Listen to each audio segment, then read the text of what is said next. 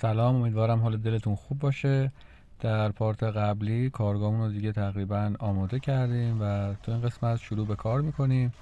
میخوایم یه سری وسایل رو درست کنیم که شروع به کار میکنیم. تقریبا 400 گرم آب با 1 کیلو مواد رو قاطی میکنیم و موادمون رو کم کم به آب اضافه میکنیم که سفت نشه و کاملا مخلوط بشه با هم دیگه. آروم دورانی میچرخونیم همه جا رو که کاملا یه شکل و یه دست بشه. اگه موادمون رو همش رو یهو بریزیم زدن و یه دست شدنش خیلی سخت میشه.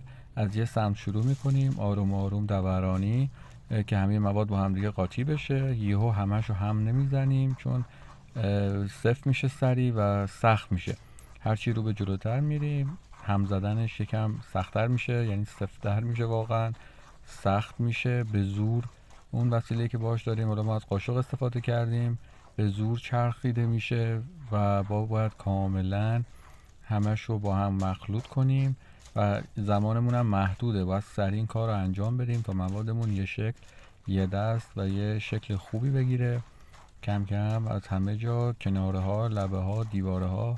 و دیگه الان یکم سخت میشه، یکم سفت سفت سفت واقعا. دارین میبینید توی تصاویر که چجوریه. حالا دیگه همش رو با هم قاطی میکنیم، از همه جا کناره هاش هم میچسبه.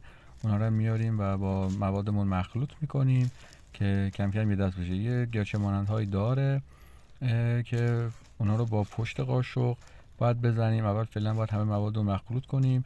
اینجا یکم مواد سفت میشه، مثلا اینجوری نباشه بگین حالا یکم باش آب اضافه کنم تا روونتر بشه، شلتر بشه. آب نباید به هیچ عنوان اضافه کنید. شما باید موادتون رو دقیق همون اول اندازه بگیرید و دیگه در ادامه کار که دارید انجام میدید نباید آب اضافه کنید، وگرنه موادتون خراب میشه و نمیتونید ازش استفاده کنید. و اینجا هم اونجوری نیست که فکر کنید دیگه صفر شد، فقط باید سریع قاطی کنید تا موادتون سریع یک شکل و یه دست بشه و میبینید که نرم میشه.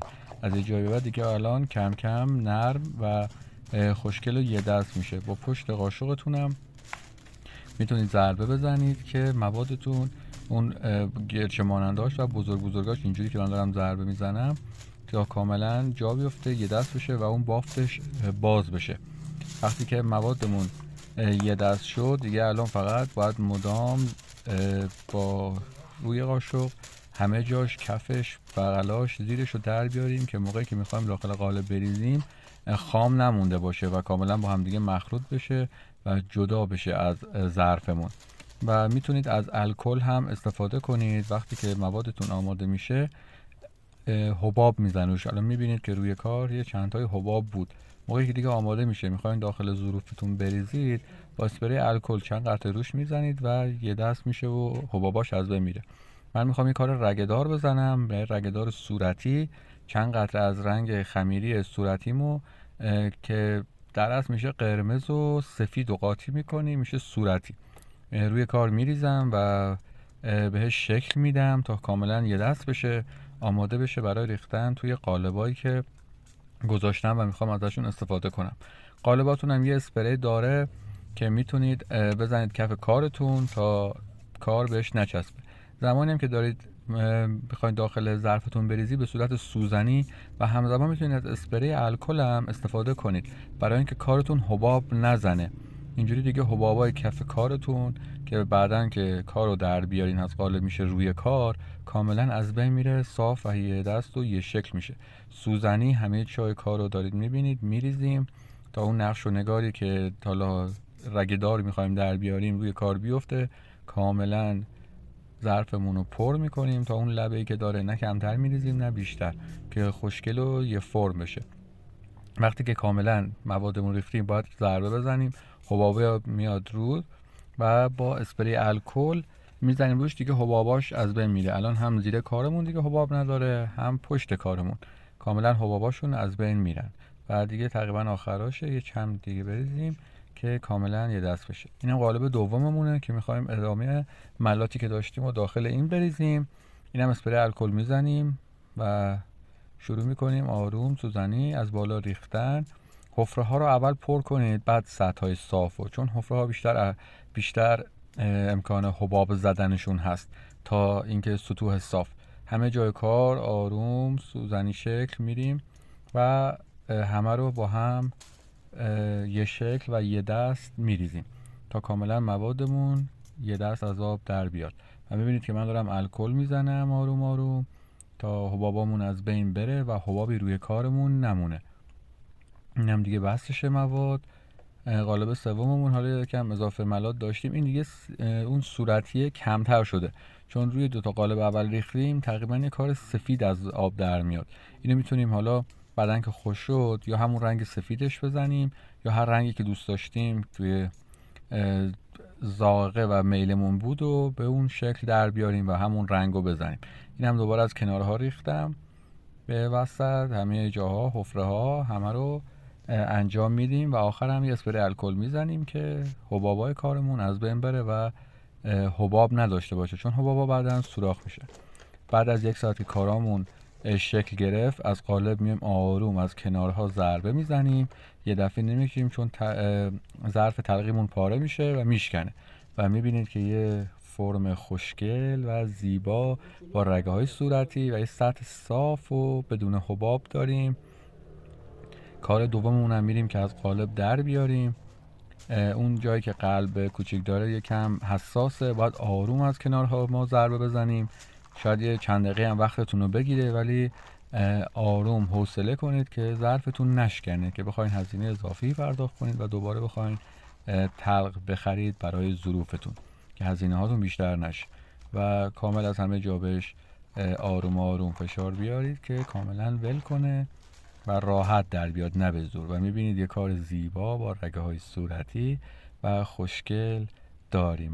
ما در ادامه چند تا کار دیگه‌مون رو اینا رو رنگای چوبی میخوایم بزنیم. اینا همون قالبا سفید بودن، یه رنگ زرد رنگ میاد زیر و یه رنگ شاپان. این رنگی که دارم الان با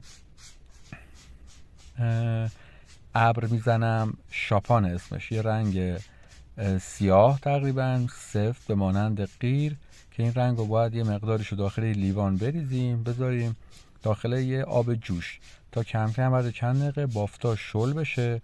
وقتی که شل شد میتونیم چند قطره تینر یا بنزین بهش بزنیم تا آماده استفاده بشه. اون رنگ مشکی وقتی روی کار زرد میاد، قهوه‌ای رنگ یا سوخته یا چوبی، یه طرح زیبا به کارمون میده.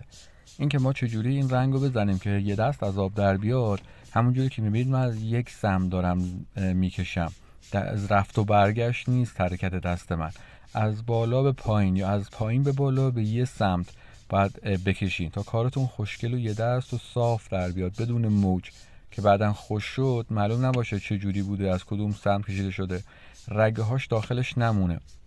من از پایین به بالا دارم میکشم آروم آروم، همه جای کارم هر جایی که میبینم کم رنگتر شده و احتیاج داره رو بیشتر میکشم. اولم با حالا یه اسپری یا خود قاشق کوچیکی که داخل ظرفتون هست میتونید قطره قطره بریزید همه جاشو که کم کم اونا رو صاف کنید که نخواد هر دفعه در بیارین استفاده کنین. این یه رنگ برای اون یه کارتونه، کاملا با همه جاش مخلوطش کنید که صاف و یه دست مثل این شکلی که میبینید در بیاد و یه طرح خوشگل چوبی.